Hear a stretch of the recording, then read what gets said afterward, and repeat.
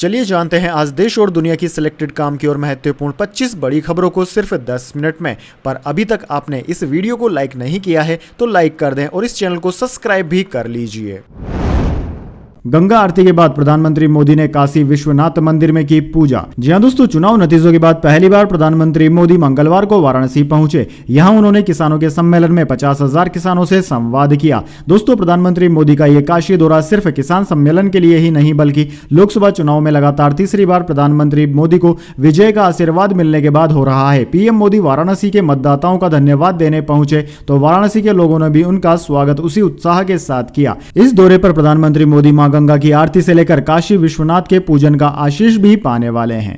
चलिए दोस्तों, जान लेते हैं अगली खबर। जेल में बंद कश्मीर के इस सांसद की अंतरिम याचिका हुई खारिज, शपथ ग्रहण के लिए नहीं मिली जमानत। जी हां दोस्तों, जम्मू कश्मीर की बारामूला लोकसभा सीट से नवनिर्वाचित सांसद और टेरर फंडिंग के आरोपी अब्दुल राशिद शेख उर्फ इंजीनियर राशिद ने अंतरिम जमानत याचिका दायर की थी। इस पर दिल्ली की एक विशेष अदालत ने इंजीनियर राशिद की अंतरिम जमानत याचिका खारिज कर दी, जिन्होंने शपथ लेने के लिए जमानत मांगी थी। दरअसल दोस्तों, पटियाला हाउस कोर्ट ने 6 जून यानी कि गुरुवार को जांच एजेंसी एनआईए को जवाब दाखिल करके कहा था कि एनआईए ने इसके अगले दिन यानी कि 7 जून को शुक्रवार को कोर्ट से जवाब देने के लिए और समय मांगा है। हालांकि पटियाला कोर्ट ने मामले की सुनवाई के लिए 18 जून की तारीख तय की है।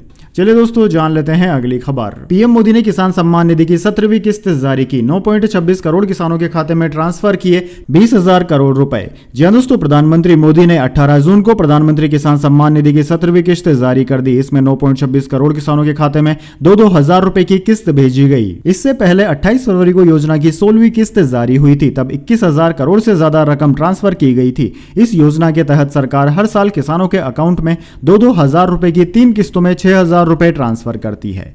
चलिए दोस्तों, जान लेते हैं अगली खबर। गृह मंत्रालय की बड़ी घोषणा, अश्वनी कुमार होंगे एमसीडी के नए कमिश्नर। आईएएस ज्ञानेश भारती का हुआ ट्रांसफर। जी हां दोस्तों, मोदी सरकार के लगातार तीसरे कार्यकाल के बाद दिल्ली में वरिष्ठ नौकरशाहों के तबादलों का सिलसिला शुरू हो गया। इसी कड़ी में गृह मंत्रालय ने नई दिल्ली की नगर पालिका परिषद यानी कि एनडीएमसी के अध्यक्ष रहे आईएएस अधिकारी अमित यादव का तबादला कर दिया। इसी तरह दिल्ली नगर निगम एमसीडी के आयुक्त ज्ञानेश भारती का भी तबादला कर दिया गया है। गृह मंत्रालय ने 1992 बेंच के वरिष्ठ आईएएस अधिकारी अश्विनी कुमार को दिल्ली नगर निगम का नया आयुक्त नियुक्त किया है। इस नियुक्ति के बारे में अधिसूचना दिल्ली के उपराज्यपाल के प्रधान सचिव को भेज दी गई है। चलिए दोस्तों, जान लेते हैं अगली खबर। नीट एग्जाम विवाद, सुप्रीम कोर्ट का एनटीए को नोटिस, कहा धोखाधड़ी से डॉक्टर बना व्यक्ति खतरनाक। 2015 में ऐसी ही टिप्पणी कर एआईपीएमटी रद्द की थी। जी हां दोस्तों, सुप्रीम कोर्ट में नीट यूजी विवाद पर ग्रेस मार्क्स से जुड़ी याचिका पर मंगलवार को सुनवाई हुई। अदालत ने कहा कि अगर किसी की ओर से 0.001% भी लापरवाही हुई है तो उससे पूरी तरह निपटा जाना चाहिए। बच्चों ने परीक्षा की तैयारी की है, हम उनकी मेहनत को नहीं भूल सकते। बेंच ने सरकार और एनटीए से यह भी कहा है कि कल्पना कीजिए कि सिस्टम के साथ धोखाधड़ी करने वाला व्यक्ति डॉक्टर बन जाता है, वह समाज के लिए और भी ज्यादा खतरनाक हो जाएगा। वैसे दोस्तों, आपको क्या लगता है, नीट की परीक्षा को रद्द कर देना चाहिए या नहीं? कमेंट बॉक्स में अपनी राय जरूर दें। चलिए दोस्तों, जान लेते हैं अगली खबर। राहुल गांधी ने छोड़ी वायनाड लोकसभा सीट, दे दिया इस्तीफा। जी हां दोस्तों, कांग्रेस नेता राहुल गांधी ने मंगलवार को केरल की वायनाड लोकसभा सीट से इस्तीफा दे दिया। लोकसभा सचिवालय की ओर से इसे लेकर नोटिफिकेशन जारी किया गया है। राहुल गांधी ने लोकसभा अध्यक्ष कार्यालय को रायबरेली लोकसभा सीट बरकरार रखने और वायनाड लोकसभा सीट छोड़ने की औपचारिक सूचना दे दी। इससे पहले सोमवार को कांग्रेस अध्यक्ष मल्लिकार्जुन खड़गे ने वायनाड से प्रियंका गांधी की उम्मीदवारी की घोषणा की थी। प्रियंका गांधी ने सोमवार को कहा था कि वह वायनाड से उपचुनाव लड़ेगी, लेकिन अमेठी और रायबरेली से उनका दशकों पुराना नाता जारी रहेगा।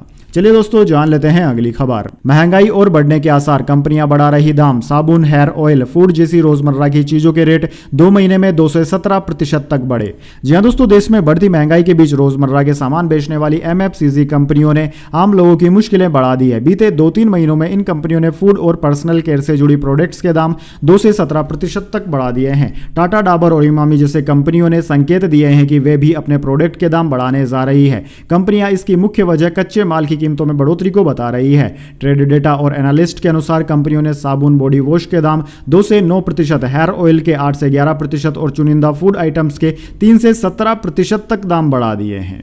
चलिए दोस्तों जान लेते हैं अगली खबर। रहने के हिसाब से मुंबई देश में सबसे महंगा, रैंक में 11 पॉइंट ऊपर गया। यहाँ बिजली, ट्रेवलिंग पर खर्च ज्यादा, दुनिया में हांगकांग नंबर 1 पर। दरअसल दोस्तों ह्यूमन रिसोर्स कंसल्टेंसी मर्सर ने एक सर्वे किया है। इसके मुताबिक दूसरे शहरों से आए लोगों के लिए मुंबई देश के अन्य शहरों के मुकाबले काफी महंगा है। कंसल्टेंसी ने कॉस्ट ऑफ लिविंग 2024 की सर्वे रिपोर्ट में यह कहा, मुंबई में पर्सनल केयर, बिजली, यूटिलिटी, ट्रांसपोर्टेशन और किराए का घर लेना महंगा है। कंसल्टेंसी ने आगे कहा कि देश में सबसे महंगे शहरों में मुंबई, नई दिल्ली और बेंगलुरु शामिल है। इस साल मुंबई ने 11 पायदान की छलांग लगाई, लेकिन दुनिया में यह शहर टॉप 100 में नहीं है। ग्लोबल लेवल पर कॉस्ट ऑफ लिविंग सर्वे में टॉप 5 शहरों की रैंकिंग में कोई चेंज नहीं हुआ है। हांगकांग पहले नंबर पर है, उसके बाद Singapore, Zurich, Geneva, basal, burn, New York city, London, Nassau और लॉस एंजलिस आते हैं। चलिए दोस्तों जान लेते हैं अगली खबर। गंभीर ने टीम इंडिया के कोच का इंटरव्यू दिया, क्रिकेट एडवाइजरी कमेटी से मिले, पहले कहा था इंडियन कोच बनना सम्मान की बात है। जी हां दोस्तों, IPL 2024 champion Kolkata night Riders के मेंटोर गौतम गंभीर ने टीम इंडिया के हेड कोच के लिए इंटरव्यू दिया।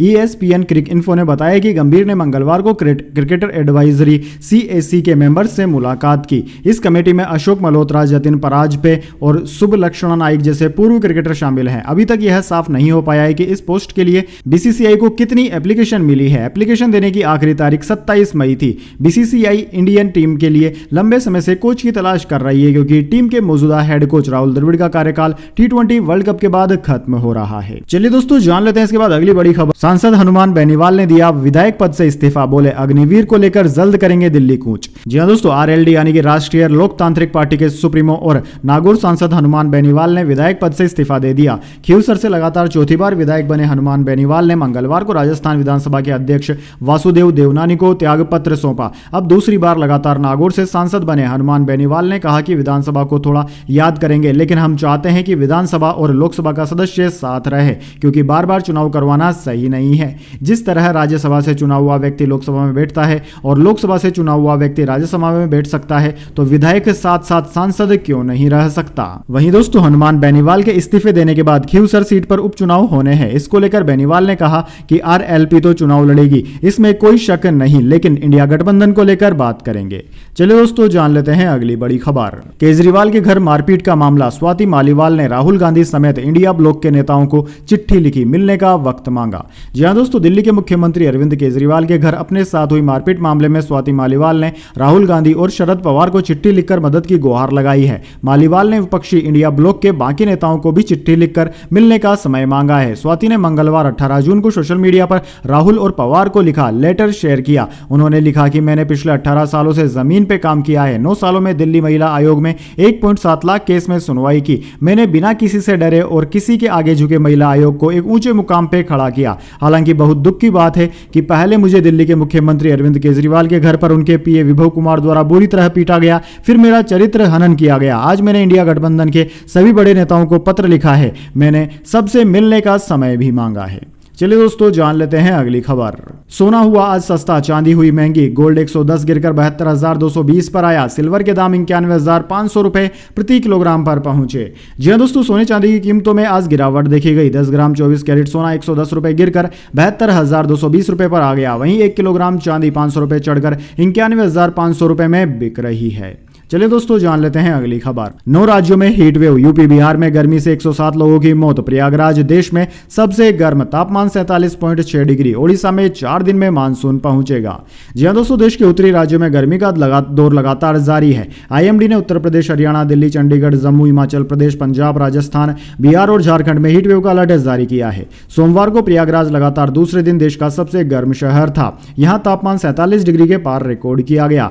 वहीं दोस्तों बिहार में सोमवार को लू से 17 लोगों की मौत की खबर है। हालांकि इसकी भी आधिकारिक पुष्टि नहीं की गई है। भारतीय मौसम विज्ञान विभाग ने कहा है कि महाराष्ट्र, ओडिशा, आंध्र प्रदेश, पश्चिम बंगाल और बिहार के कुछ हिस्सों में मानसून के 4 दिन में पहुंचने की संभावना है। पश्चिम बंगाल और नॉर्थ ईस्ट के राज्य, जिनमें असम, मेघालय, अरुणाचल प्रदेश शामिल है, इन राज्यों में बारिश का रेड अलर्ट जारी किया गया है। वैसे दोस्तों कमेंट करके बताइए आप कौन से राज्य में निवास करते हैं और आपके वहां पर मानसून की क्या स्थिति है, मानसून पहुंचा है या नहीं। चलिए जान लेते हैं अगली खबर। सोनाक्षी की 22 जून को सगाई, 23 को रिसेप्शन। शादी में शरीक हो रहे मेकअप आर्टिस्ट का दावा, सलमान को गया पहला कार्ड।